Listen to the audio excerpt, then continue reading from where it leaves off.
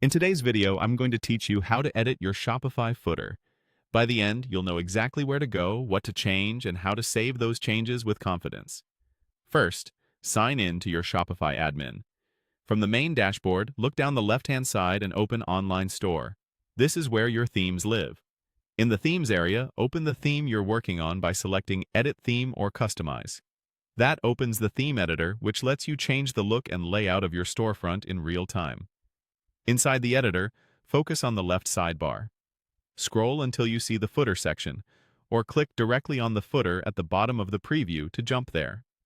This panel is where your footer layout, colors, and content blocks are controlled. Start with Layout. You'll see an option that lets you switch the footer's width.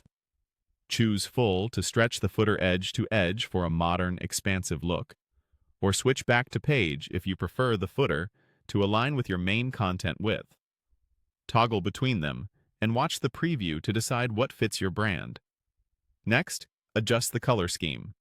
Select the available scheme, such as Scheme 1, to instantly update background and text colors according to your theme's presets. If the contrast isn't right, remember you can refine the scheme later in your theme settings. For now, pick the preset that keeps links readable and accessible. You may also notice quick toggles in this area, things like showing payment icons or additional text. Turn these on or off and check the preview so you keep the footer clean and useful without overcrowding it. If you need fine-grained design control, open the Custom CSS panel from the editor.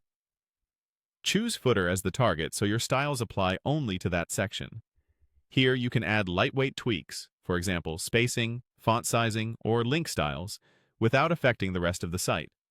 Keep custom code minimal and documented so it's easy to revisit later. Back in the Footer panel, open Apps to manage any app-powered blocks placed in your footer, like reviews or trust badges. If an app block doesn't serve a purpose, remove it. If you need one, add it here and confirm the app's settings match your design. Then go to Blocks to manage native footer content such as menus, text, or a newsletter sign-up. Add what you need, rename headings for clarity, and reorder blocks so the most important items appear first. When everything looks right in the preview, click Save in the top corner. Give it a second to confirm, then check the footer on desktop and mobile views to ensure it's polished and consistent.